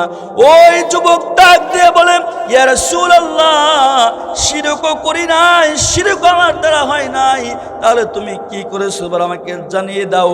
ওই যুবক আল্লাহর নবীকে বলেন, ইয়া রাসূলুল্লাহ, আমার পেশা হচ্ছে আমি কাফন চুরি করি। যখন কোনো মানুষ মারা যায়, ওই লাশটা যখন কবরের ভিতরে রাখা হয়, আমি রাত্রিবেলায় কবর খনন করে ওই কাফনের কাপড় চুরি করে নিয়ে বাজারে দিনের বেলা বিক্রি করি। যে পয়সা আমি পাই সেটা দিয়ে আমি আমার সংসারকে চালাই, সংসার পরিচালনা করি। আল্লাহর নবী বলেন, এটাকে তুমি কি সবচেয়ে বড় গুনাহ মনে করতেছো? ওই যুবক ডাক দিয়ে বলেন, না ইয়া রাসূলুল্লাহ, শুধুমাত্র এতটুকুই নয়, এটাকে আমি বড় গুনাহ শুধু মনে করছি না। ইয়া রাসূলুল্লাহ, একদিনের একটা ঘটনা আপনাকে শোনাই। আরবের ভিতরে একটা যুবতীর ইন্তেকাল হয়ে গেল। তার আত্মীয় স্বজন ওই যুবতী নারীকে, ওই নারীটা ছিল হাফেজা, কোরআনের হাফেজা। ওই নারীর আত্মীয় স্বজন তাকে দাফন করে কবরের ভিতরে রেখে গেল। কবরের ভিতরে যখন রেখে গেল, আমার অভ্যাস অনুযায়ী রাত্রি বেলায় আমি কবরের ভিতরে চলে গেলাম, কবরটা খনন করলাম। কবরের ভিতরে নেমে আমি যখন তার শরীর থেকে কাপড়ের কাপড়টা সরাইলাম, উঠে আসতেছি, ওই সময় ওই লাশের দিকে আমার চোখ পড়ে গেল। এত সুন্দর ওই মেয়েটা ছিল, ওই লাশ এত সুন্দর ছিল। আমি ওই কবরের ভিতরে, যেখানে হাজার হাজার মায়ের কবরের ভিতরে পাশে শুয়ে আছে, ওই কবরের ভিতরে আমি ওই লাশের সাথে জিনায় লিপ্ত হয়ে গেলাম। নাউজুবিল্লাহ বলেন। ওই লাশের সাথে যখন আমি জিনায় লিপ্ত হয়ে গেলাম, যখন জিনার কাজ শেষ হয়ে গেল, অপরাধ করা যখন শেষ হয়ে গেল, আমি যখন কবর থেকে উঠে আসতেছি, ওই যুবতী, কেমন যেন যুবতীর কণ্ঠের আওয়াজ আমার কানে ভেসে আসলো। কেমন যেন এরকম আওয়াজ শোনা যাচ্ছে, হে যুবক, কি অপরাধ তুমি করে ফেললা? তোমার ভিতরে কি আল্লাহর ভয় নাই? তুমি কি আল্লাহকে ভয় পাও না? আমার আত্মীয় স্বজন কত সুন্দর করে গোসল করে এই কবরের ভিতরে আমাকে রেখে গিয়েছিল। কাল কিয়ামতের ময়দানে আল্লাহর সাথে আমি পবিত্র অবস্থায় সাক্ষাৎ করব। আমি একজন কোরআনের হাফেজা, কেমন কাজ তুমি করলা? আমাকে তুমি নাপাক করে দিলা, আমাকে তুমি নাপাক করে দিলা। কবরের ভিতরে শত শত মাইয়ের পাশে শুয়ে আছে, আমার শরীরটাতে তুমি নাপাক করে দিলা। তোমার কি আল্লাহর ভয় বিন্দু মাত্র তোমার ভিতরে কি নাই? এই আওয়াজ আমি বারবার আমার কানে বাজতে থাকলো। যখন আমি ঘর থেকে বের হয়ে আসলাম, আমার মাথায় ওই আওয়াজ বারবার ঘুরপাক খাচ্ছে। কত বড় একটা অপরাধ আমি করে ফেললাম, কি করে ফেললাম, এই আফসোস আমার ভিতরে আসছে। আল্লাহর নবী, ইয়া রাসূলুল্লাহ, আল্লাহ কি আমাকে মাফ করবে? আল্লাহ কি এই গুনাহ মাফ করে দিবে? তখন আল্লাহর নবী জায়গা থেকে দাঁড়িয়ে গেলেন। আল্লাহর নবী বলেন, তোমার ব্যাপারে ওহী আসার আগে কোনো ফয়সালা আমি দিতে পারবো না। আর কোনো কথা না বাড়িয়ে ওই যুবক সোজা দৌড় দিয়ে একটা পাহাড়ের উপরে উঠলেন। পাহাড়ের উপরে ওঠার পরে একদিন নয়, 2 দিন নয়, 40 দিন পর্যন্ত আল্লাহর কাছে তওবা করে, ইয়া আল্লাহ, তুমি আমাকে বানাইছো, গুনাহ করার শক্তি তুমি দিয়েছো, আমি নিয়ন্ত্রণ করতে পারি নাই। আল্লাহ, মাফ করে দাও। তুমি যদি মাফ না করো, আমার যাওয়ার আর কোনো জায়গা নাই। আল্লাহ নবী, তোমার নবীর দরবারে গিয়েছিলাম, নবী কোনো ফয়সালা দিল না। ইয়া আল্লাহ, তুমি তাড়াইয়া দিও না রে আল্লাহ, ইয়া আল্লাহ, তুমি আমাকে তাড়াইয়া দিও না। বারবার কান্না করে করে আল্লাহর দরবারে যখন তওবা করেছে, আল্লাহ রাব্বুল আলামিন জিবরাইল ফেরেশতাকে আল্লাহর নবীর কাছে পাঠিয়ে দিয়েছেন। জিবরাইল ফেরেশতা এসে আল্লাহর নবীকে বলে, ইয়া রাসূলুল্লাহ, এই পৃথিবীর সমস্ত মাখলুকাতকে কে বানিয়েছেন? আল্লাহর নবী বলেন পৃথিবীর সমস্ত মাখলুকাতকে আল্লাহ বানিয়েছেন। এদের খাবার ব্যবস্থা, রিজিকের ব্যবস্থা কে করেন? আল্লাহর নবী বলেন এদের সকলের খাবার ব্যবস্থা, রিজিকের ব্যবস্থা আল্লাহ করেন। কেউ যদি গুনাহ করে ফেলে আল্লাহ ছাড়া কি কেউ মাফ করতে পারবে? তখন নবী বলেন না না, আমার আল্লাহ গফফার, তিনি মাফ করে দিবেন। সুসংবাদ শুনেন ইয়া রাসূলুল্লাহ, সুসংবাদ শুনেন। যে যুবক আপনার দরবারে কিছুদিন আগে এসেছিল, বড় মারাত্মক একটা অপরাধ করেছিল, লাশের সাথে জিনা করেছে, ওই বান্দা এরকম ভাবে আল্লাহর দরবারে তওবা করে ফিরে এসেছে। আল্লাহ রাব্বুল আলামিন তার সমস্ত গুনাহ মাফ করে ওই অপরাধটাকেও মাফ করে দিয়েছেন। জোরে বলুন সুবহানাল্লাহ। মুসলমান ভাইরা রে আমার, চক্ষু বন্ধ করে একটু চিন্তা করবেন। মসজিদে আজান হয়, এরকম বান্দা আছে ফজরের নামাজ চলে যায়, মসজিদে যাওয়ার কোনো খবর নাই। জোহরের আজান হয়, বান্দা মসজিদে যায় না। আসরের নামাজের আজান দেয়, বান্দা মসজিদে যায় না। দিন চলে যায়, সপ্তাহ চলে যায়, মাস চলে যায়, ওই বান্দাকে মসজিদে দেখা যায় না। ঠিক কিনা বলেন? এরকম বিরুদ্ধ ভাব অনেক আছে। এদিকে নামাজ হয়, চাষটানে বসে বসে গল্প করে, এরকম যুবক ভাই অনেক আছে। নামাজের কোনো পরোয়াও নাই, নামাজ যে ছুটে যাচ্ছে, সামান্য চিন্তা বা পেরেশানিও তার ভিতরে কাজ করে না। ঠিক কিনা বলেন?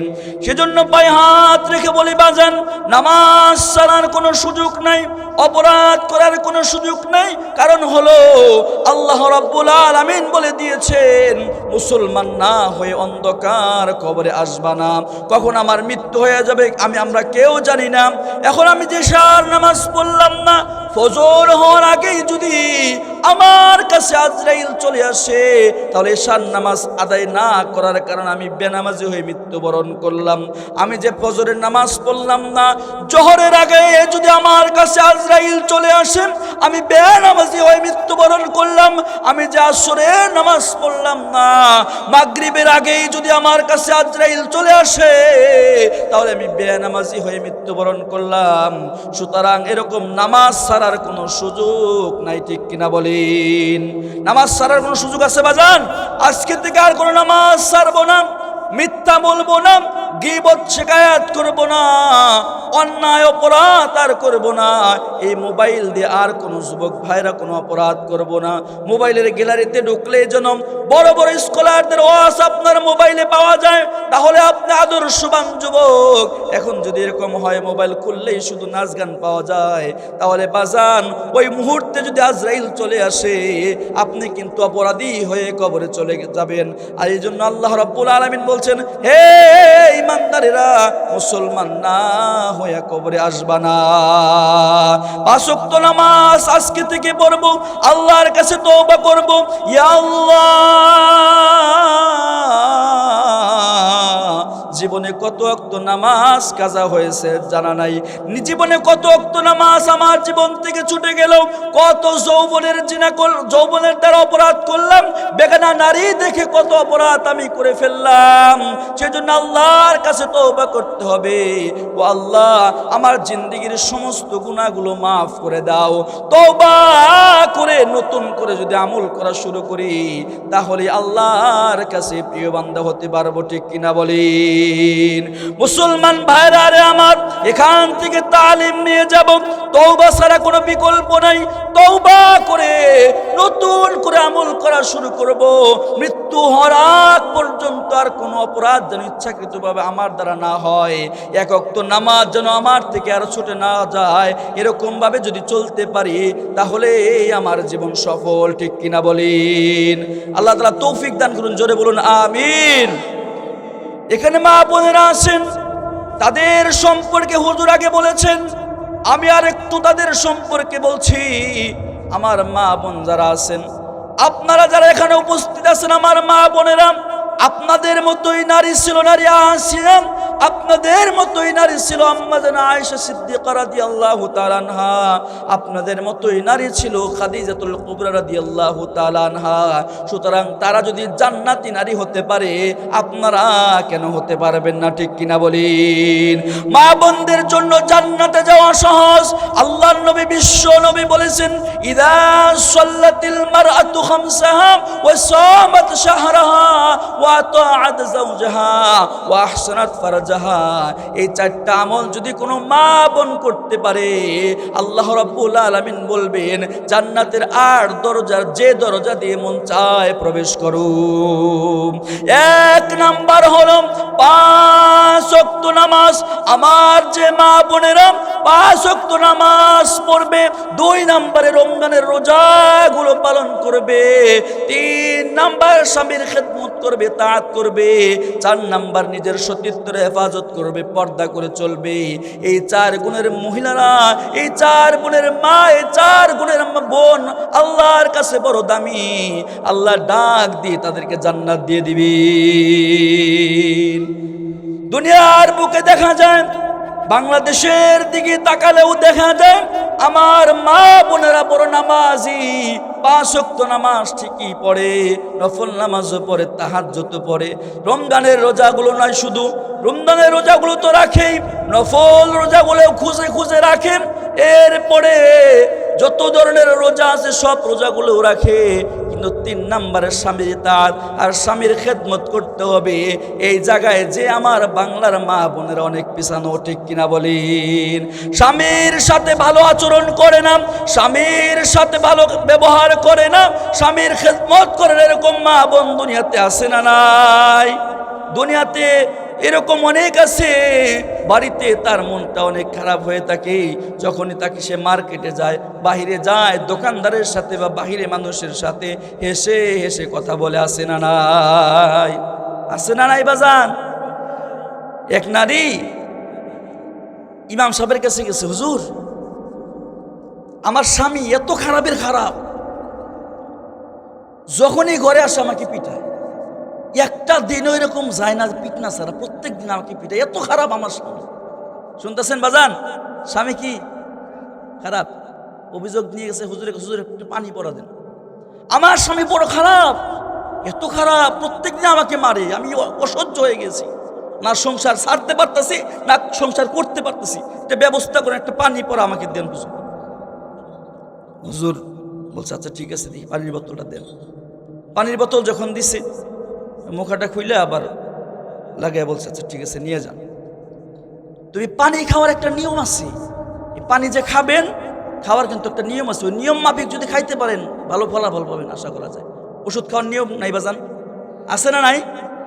তো হুজুর বলছেন পানি খাওয়ার নিয়ম হলো, যখন দেখবেন আপনার স্বামী ঘরের ভিতরে আসতেছে, বাড়িতে আসতেছে, সাথে সাথে 1 ঢোক পানি আপনার গলার ভিতরে ঢোকাবেন, মুখের ভিতরে নেবেন। যতক্ষণ পর্যন্ত স্বামী ঘরের ভিতরে থাকবে, এই পানি ভিতরে মুখের ভিতরে ঢোকও গিলতে পারবেন না, আবার বাহিরেও ফালাইতে পারবেন। এটা হলো পানি খাওয়ার নিয়ম। যদি আপনি মুখের ভিতরে নেন আপনার ক্ষতি হবে, আর যদি বাহিরে ফালাই দেন আপনার স্বামীর ক্ষতি হবে। এইভাবে আপনি পানি খাইতে থাকেন, আল্লাহর রহমতে কাজ করেন। তো নিয়ে গেছে পানি ভরা খাইতেছে, 1 সপ্তাহ টাইম দিয়েছিল, 1 সপ্তাহ যাওয়া লাগে নাই, 1 সপ্তাহ যাওয়ার আগেই হুজুরের কাছে আসছে, হুজুর কি এমন পানি পরে আপনি দিলেন, আপনি তো বড় কামিল করে দেখা যায়। 2 দিন 3 দিন না গেতেই স্বামী একদম সোজা, কিন্তু মারে না, 2-একটা বকা ডাকা দেয় কিন্তু আর মারে না। কি পানি পরা দিচ্ছেন, কি করে ফু দিচ্ছেন, তখন চিন্তি আর এরকম অনেকে আছে, তাহলে আপনার কাছে আসতে বলুন, আছে না নাই? হুজুর বলতেছে কিছু করে ফু দে নেই, হুদা পানি তোমার দিয়ে দিচ্ছে, কিন্তু তুমি যখন আমার সাথে কথা বলছো বোন, তোমার কথার ঢং দিকে বুঝছি তোমার চাপার দার অনেক বেশি, তোমার কথা বলার সাইজ বেশি ভালো না তোমার স্বামীর সাথে। তুমি যে মাইটটা খাও, তোমার এই জবান ঠিক নাই, তোমার ভাষা ঠিক নাই, তোমার স্বামীর সাথে কথা বলার ধরন ঠিক নাই, এই জন্য মার খাও।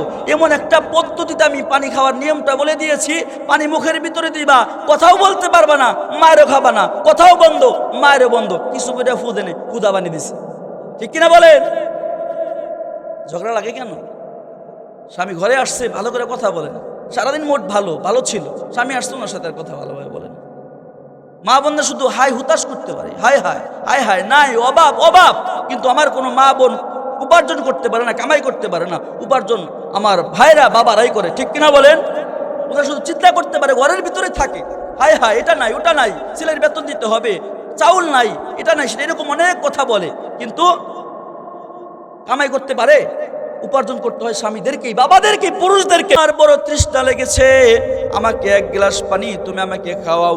একথা বলার পর স্ত্রী পানি আনার জন্য দূরে চলে গিয়েছে, পানি আনতে গিয়েছে। পানি এনে দেখে স্বামী বিছনায় শুয়ে ঘুমিয়ে পড়েছে। স্ত্রী এবার চিন্তা করতেছে, এখন যদি আমি আমার স্বামীকে ডাক দেই, মাত্র ঘুমাইছে, কষ্ট হবে, সুতরাং ডাক দেওয়া যাবে না। আর যদি পানি রেখে দিয়ে আমি ঘুমিয়ে যাই, ঘুম থেকে উঠে আমার স্বামী পানি তালাশ করবে, খুঁজতে যদি দেরি হয় আমার স্বামীর কষ্ট হয়ে যাবে, সুতরাং এই পানি রেখে আমাকে ঘুমানো ঠিক হবে না। সারা রাত স্বামীর পাশে থেকে ওই গ্লাস নিয়ে স্বামীর পাশে বসে রয়েছে। তাহাজ্জুদের সময় যখন হয়ে গিয়েছে, স্বামী চোখটা খুলে দেখে তার স্ত্রী পানির গ্লাস হাতে নিয়ে বসে আছে। স্বামী ডাক দিয়ে বলেন, আশ্চর্য হয়ে বলেন, হে আমার স্ত্রী, তুমি এত বোকা কবে থেকে হইলে? আমি তোমার কাছে পানি চেয়েছিলাম, ঠিক আছে, আমি যখন ঘুমিয়ে পড়েছি এই পানি তো রেখেও দিয়ে তুমি ঘুমাইতে পারতে, তুমি কেন সারা রাত বসে রইলেন? তখন স্ত্রী বলে, হে স্বামী আমার, আপনার কষ্ট হবে, আর আপনি যদি কষ্ট পান আমার কারণে আল্লাহর কাছে জবাব দিতে পারবো না, ঠিক কিনা বলেন? স্ত্রীর কারণে যদি স্বামী কষ্ট পায়, আল্লাহর কাছে ওই নারী আল্লাহর কাছে জবাব দিতে পারবে না, ধরা খেয়ে যাবে, ঠিক কিনা বলেন? তখন ওই স্ত্রী ডাক দিয়ে বলেন, স্বামী আমার, আপনি যদি আমার কারণে কষ্ট পান, আল্লাহর কাছে আমি জবাব দিতে পারবো না, আল্লাহর কাছে ধরা খেয়ে যাব, সুতরাং এই জন্যই আমি বসে রয়েছি। স্বামী ডাক দিয়ে বলেন, স্ত্রী আমার, তোমার প্রতি আমি খুশি হয়ে গিয়েছি, আমি বড় খুশি হয়েছি। আজকে একটা এমন কিছু চাও, স্পেশাল তুমি কিছু চাও, তুমি যা চাইবে আমি আজকে তোমার জন্য ব্যবস্থা করে দিব। স্ত্রী বলেন, এ স্বামী আমার, আমার জন্য আল্লাহর কাছে দোয়া করিয়েন, এতটুকু আমার চাওয়া, অন্য কিছু আমার কোনো চাওয়া নাই। আর আমার দেশের মা বোন যদি হতো, বলতো চলো আগামীকাল স্বর্ণকারের ঘরে যায়, ঠিক কিনা বলেন? স্বর্ণের দাম কেমন এটা দেখতো না, থ্রি পিসের দাম কেমন এটা দেখতো না, আগে আবদার করে বসতো। কিন্তু ওই সাহাবীর স্ত্রী ডাক দিয়ে বলে, স্বামী আমার, আমার জন্য দোয়া করলেই হবে, আমাকে, আমার জন্য দোয়া করবেন, আল্লাহ যেন আমাকে জান্নাত দেয়। স্বামী বলেন, স্পেশাল কিছু চাও? দোয়া তো প্রত্যেক দিনই করি, এমন কিছু চাইবা আমি তোমাকে দিব। স্বামী বারবার বলার পরে তখন হঠাৎ করে স্ত্রী বলেন, যেহেতু আপনি দিবেন তাহলে আপনি আমাকে তালাক দিয়ে দেন। স্বামী এবার হতবাক হয়ে গেলেন, হায় হায়, এত সুন্দর স্ত্রী, এত ভালো স্ত্রী, নেককার স্ত্রী, আমি চাইতে বললাম কোনো কিছু হাদিয়া দিব, সে আমার কাছে তালাক চাই, বিপদে পড়ে গেলাম। ওয়াদা দিয়েছি, না দিলেও তো সমস্যা, এখন তো তালাক চাইছে, আমাকে তালাক দিতেই হবে, কারণ আমি ওয়াদা দিয়েছি তাকে দিব, তো আমি তো তাকে তালাক দিতে পারি না, কারণ হলো তার মতো নেককার স্ত্রী কোথায় পাওয়া যাবে? এত ভালো স্ত্রী, নেককার স্ত্রীকে তালাক দেওয়া যায় না, কি করা যায়? তখন স্ত্রীকে বললাম, তোমাকে আমি তালাক দিতে পারবো না, তোমার মতো স্ত্রীকে তালাক দেওয়া যায় না, বাকি আমি তো ওয়াদাও দিয়েছি, না দিলেও তো সমস্যা, চলো কালকে, আগামীকালকে সকাল হলে আমরা আল্লাহর নবীর দরবারে চলে যাব সমাধানের জন্য। সকাল বেলা ফজরের নামাজ পড়ে আল্লাহর নবীর দরবারে রওনা দিয়েছে। মাঝ পথে যাবার পরে স্বামী হুচটকে রাস্তায় পড়ে যায়, স্বামীর পা থেকে রক্ত বের হয়। এবার স্ত্রী ডাক দিয়ে বলে, ওগো স্বামী আমার, আল্লাহর নবীর দরবারে যাওয়ার দরকার নাই, তালাক দিতে হবে না, চলেন বাড়ি ফিরে চলেন। সুবহানাল্লাহ। স্বামী এবার আবার অবাক হয়ে বলেন, হে স্ত্রী আমার, বারবার বললাম তুমি তোমার কথা ফিরিয়ে নিলে না। এখন হঠাৎ করে আমি হোঁচটকে পড়ে গেলাম, আমি আঘাত পেলাম, আমার পায়ে থেকে রক্ত বের হলো। এখন বলতেছো তালাক লাগবে না, চলো বাড়ি ফিরে চলো। এখন কেন তুমি আবার না করলে? স্ত্রী তখন ডাক দিয়ে বলে, গভীর মনোযোগ আমার মা, গভীর মনোযোগ দিয়ে শুনবেন আমার বোন কি জবাব দিয়েছিলেন তার স্ত্রী। স্ত্রী বলেন, যে ব্যক্তি দুনিয়াতে ইমানদার হবে, যে মুমিন হবে, তার জীবনে বিপদ আসবেই, মুসিবত আসবেই। আমি যতদিন থেকে আপনার ঘরে বউ হয়ে এসেছি, আপনার কোনো মুসিবত দেখি না, আপনার কোনো কষ্ট আমি দেখি না। বুঝতে পারলাম আল্লাহর নবী বলছেন মুমিন হলে কষ্ট আসবে। আপনার যেহেতু কষ্ট আসে নাই, আমি বুঝতে পারছি আপনি পরিপূর্ণ ইমানদার হতে পারেন নাই, আপনার সাথে সংসার করা যায় না, এই জন্য আমি তালাক চেয়েছিলাম।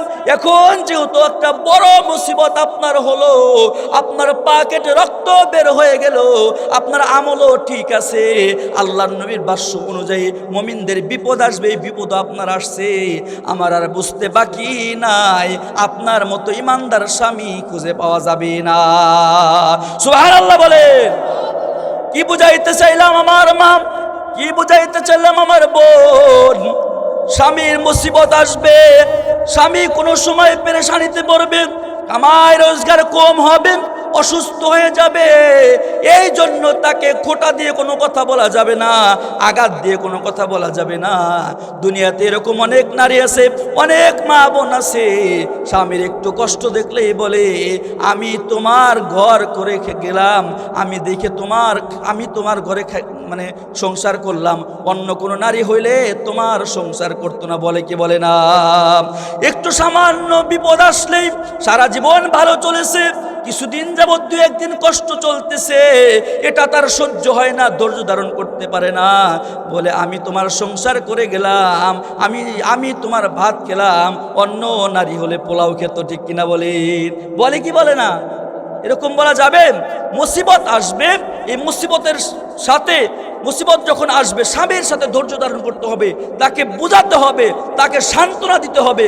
কোনো আদর্শবান নারী, কোনো আদর্শবান স্ত্রী তার স্বামীকে কোটা দিয়ে কোনো কথা বলতে পারে না, আঘাত দিয়ে কথা বলতে পারে না। সমস্ত বিপদ আপদে আদর্শ স্ত্রী, জান্নাতি স্ত্রী স্বামীর পাশে থাকবে, তাকে সান্ত্বনা দেবে, ঠিক কিনা ধরে চিল্লায় বলে।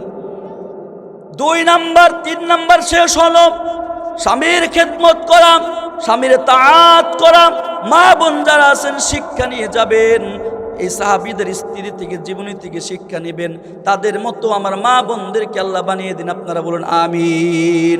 4 নাম্বার হলো ওয়া আহসানাত ফারজাহা, নিজের সতীত্বের হেফাজত করা, নিজের সতীত্বের হেফাজত করা। এর সর্বনিম্ন স্তর হলো যথাসম্ভব পর্দা করে চলা। আফসোস লাগে মহিলাদের গায়রত কোথায় গেল, মা বোনদের ইজ্জত সম্মান কোথায় গেল?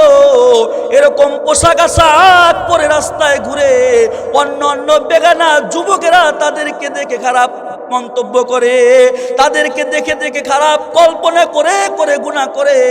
ও আমার মা বোন, তোমার গায়রত আর আত্মমর্যাদা কোথায় গেল?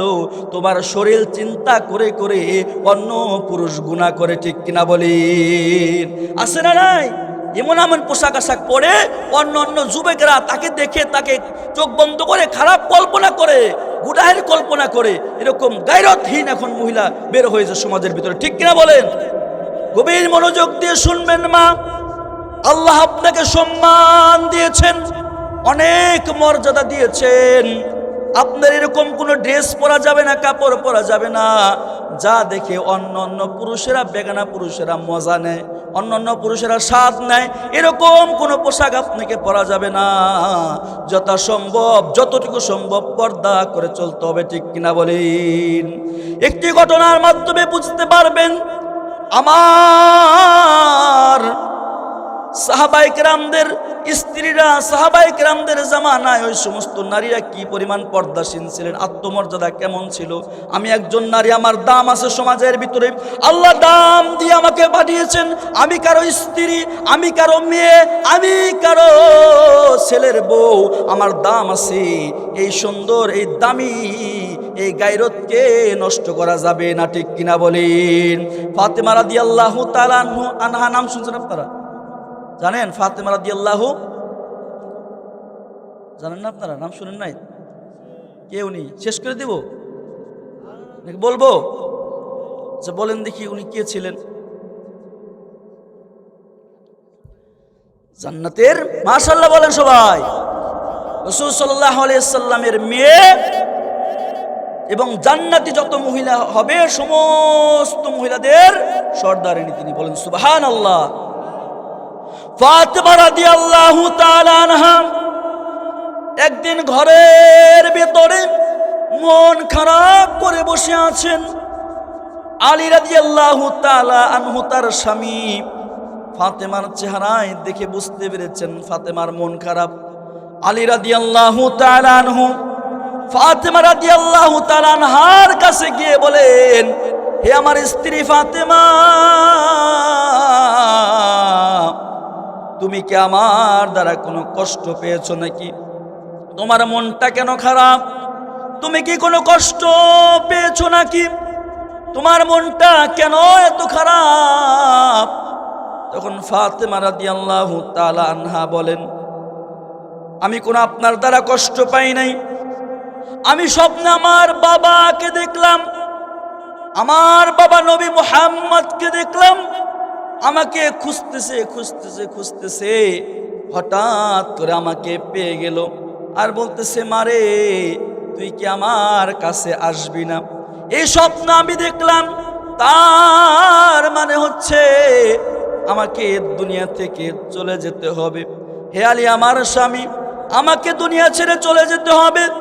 হাতটা ধরে আলী রাদিয়াল্লাহু তাআলা আনহাকে বলেন, হে আমার স্বামী, তোমাকে আমি কয়েকটা ওসিয়ত করে যাই। আমার মৃত্যু হয়ে গেলে এই ওসিয়তগুলা তুমি পুঙ্খানুপুঙ্খানুভাবে পালন করবা। এক নাম্বার ওসিয়ত হলো, সব ওসিয়তগুলোর মধ্যে একটা ওসিয়ত হলো, আমি যখন মৃত্যুবরণ করব এই সংবাদ কাউকে দিতে পারবা না। আমার সন্তান হাসান হুসাইন আর তুমি তিনজনে মিলে আমার দাফন কাফনের ব্যবস্থা করবা, কেউ যেন আমার মৃত্যুর সংবাদ না শুনে। কেন এই কথা তিনি বললেন?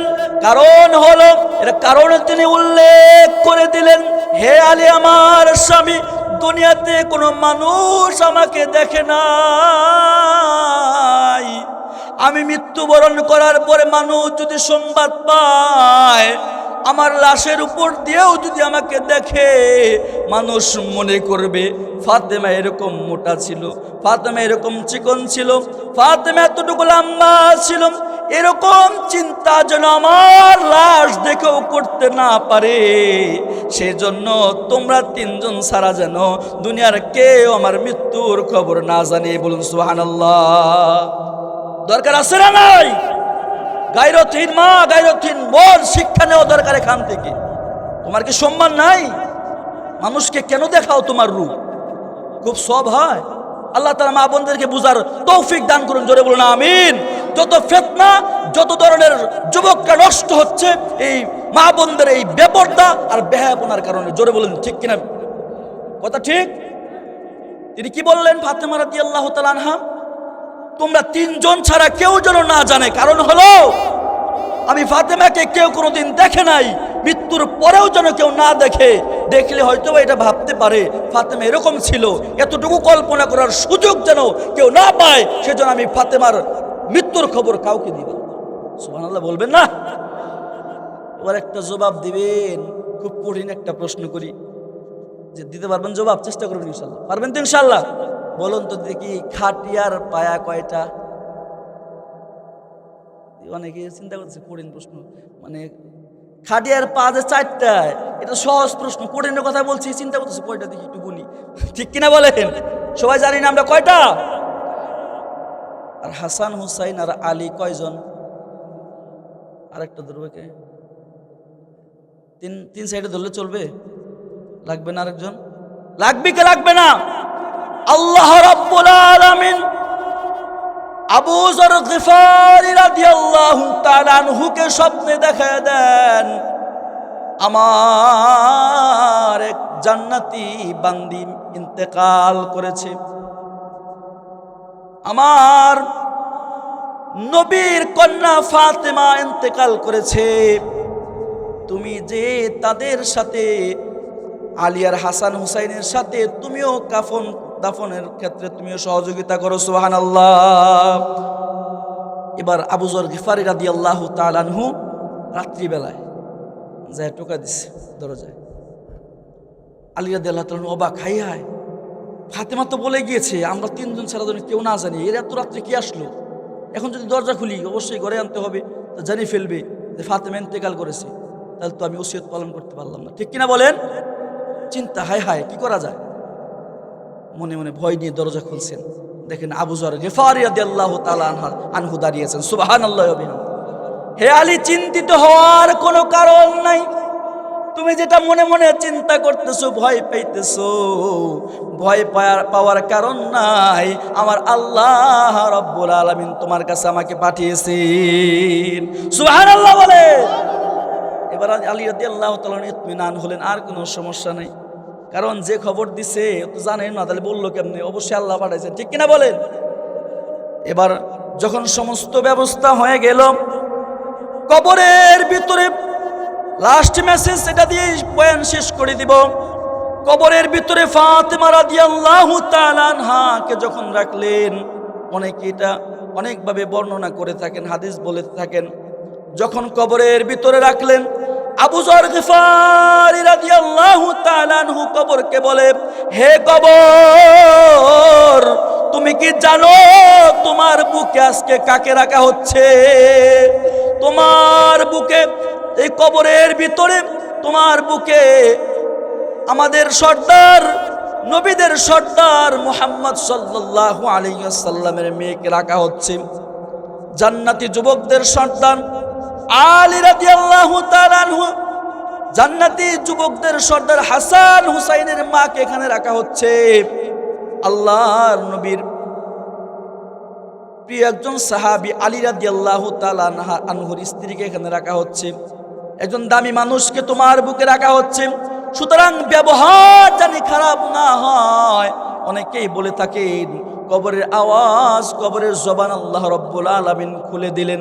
কবর বলতে লাগলো, হে আবু যর, ভালো করে শোনো, আমি কবর এমন একটা জায়গা, আমি কবর এমন একটা স্থান যেখানে বাবার পরিচয় চলে না, যেখানে বংশের পরিচয় চলে না, যেখানে দলের পরিচয় চলে না। আমার বুকে আসলে শুধু পরিচয় চলে আমলের, ঠিক কিনা বলেন? কবরে কার পরিচয় চলে বাজান? এখন যদি বাহাদুরি দেখায় দুনিয়াতে, আহারে কত ধরনের বাহাদুর দুনিয়াতে দেখা যায়। সামান্য একটু নেতার সাথে ঘুরে, বাবারে উনার জ্বালায় এলাকায় থাকা যায় না, ঠিক কিনা বলেন? নেতাও না, কিচ্ছু না, 2 দিন নেতার সাথে একটু ছবি উঠছে, ফেসবুকে পোস্ট দিছে, উনার জ্বালায়, পাওয়ারের জ্বালায় এলাকায় থাকা যায় না, ঠিক কিনা বলেন? কবরে গেলে কার পরিচয় দিবেন? অমুক ব্যক্তির চামচা ছিলাম, এটা বললে চলবে? অমুক দল করতাম, অমুক বিশাল দলের আমি এই ছিলাম সেই ছিলাম, কোনো পরিচয় চলবে না। আমল ছাড়া কবরে গেলে, বেনামাজি হয়ে যদি কেউ কবরে যায়, কবরে আযাব সহ্য করার শক্তি কারো নাই। কবরে আযাব কেমন হবে বিশ্বনবী জানিয়ে দিয়েছেন হাদিসের মাধ্যমে। যখন কোনো বেনামাজির লাশকে কবরে রাখা হবে, প্রশ্নের উত্তর যখন তাকে প্রশ্ন যখন করা হবে, উত্তর দিতে পারবে না, তার কবরটা জাহান্নামের আগুন দিয়ে ভরে দেওয়া হবে। 70টা থেকে 99টা সাপ তার কবর ভরে যাবে। কেউ যদি সহ্য করতে পারে নামাজ ছাড়েন, আর যদি মনে করেন না এই আযাব সহ্য করতে পারবো না, পায়ে হাত রেখে বলি, যুবক ভাই, বৃদ্ধ বাবা, নামাজ ছাড়ার কোনো সুযোগ নাই, গুনাহ করার কোনো সুযোগ নাই, ঠিক কিনা? জোরে চিল্লায় বলে। আল্লাহ তাআলা তৌফিক দান করুন, জোরে বলুন আমিন। এখন যারা সারা জীবনে যারা নামাজ পড়ে নাই, মুখে দাড়ি নেই, অমুক নাই তমুক নাই, কবরে গেছে, আল্লাহ তাআলা মাফ করলে করতে পারেন। হাদিস শুনে আমরা কি বলতে পারি? কবরে আযাব হবে, ঠিক কিনা বলেন? 70টা থেকে 99টা সাপ আসবে, হাদিসের ভিতরে আসছে। এখানে যারা উপস্থিত আছেন আপনাদেরকে যদি বলি, মোটা একটা বড় সাপ, 10 হাত একটা সাপ নাড়াচাড়া করতেছে, কিন্তু দাঁত ভেঙে দেওয়া হয়েছে, বিষ নেই। কি নাই বাজান? বিষ নাই। ওই সাপ কামড় দিলেও কিছু হবে না, আপনাকে যদি বলি বাজান 5টা মিনিট গলার ভিতরে পেঁচায় রাখবেন, সাপ একবার এদিকটা ঢুকে এদিকটা ঢুকে একবার মাথায় উঠে, এরকম সাপ যদি আপনার গলায় পেঁচিয়ে দেওয়া হয় 10,000 টাকা দেবো, রাখবেন কেউ? রাখবেন? যদি না রাখেন 70টা থেকে 99টা সাপ কিভাবে আপনি সহ্য করবেন? নামাজ ছেড়ে ফজরের সময় কম্বল গায়ে দিয়ে ঘুমার আপনি কেমনে? লজ্জা থাকা দরকার। আযাব সহ্য করতে আপনি পারবেন না, সুতরাং নামাজ ছাড়ার কোনো সুযোগ নাই। ঠিক কিনা জোরে চিল্লায় বলেন। এরপরেও নামাজের সময় দেখবেন বাজারে ঘাটে কত লোক বসে বসে টেলিভিশন দেখতেছে, মুখে দাড়ি, টেলিভিশন দেখে, লজ্জাই নাই। ঠিক কিনা বলেন? আল্লাহ তাআলা বুঝার তৌফিক দান করুন। জোরে বললেন আমিন। ইমাম সাহেব এখানে আছেন, ওনার সামনে কথাগুলো বললাম। যদি কেউ সহ্য করতে পারবেন, যদি কেউ মনে করেন আমি সহ্য করতে পারবো, কিভাবে বুঝবো? দেখুন নামাজ পড়ে বের হয়েছে ইমাম সাহেব, দেখেন আপনার নাম বিড়ি টানতেছেন, কি আছে না নাই? তাহলে ইমাম সাহেব মনে করবো আপনি মনে কবর আযাব সহ্য করতে পারবেন, নামাজ পড়েন না কেন? ঠিক কিনা বলেন? আল্লাহ তাআলা বুঝার তৌফিক দান করুন এবং বুঝ নিয়ে তালিম নিয়ে আল্লাহ তাআলা বাসায় যাওয়ার তৌফিক দান করুন। 5 ওয়াক্ত নামাজ পড়ার তৌফিক দান করুন। আপনারা জোরে বলুন আমিন।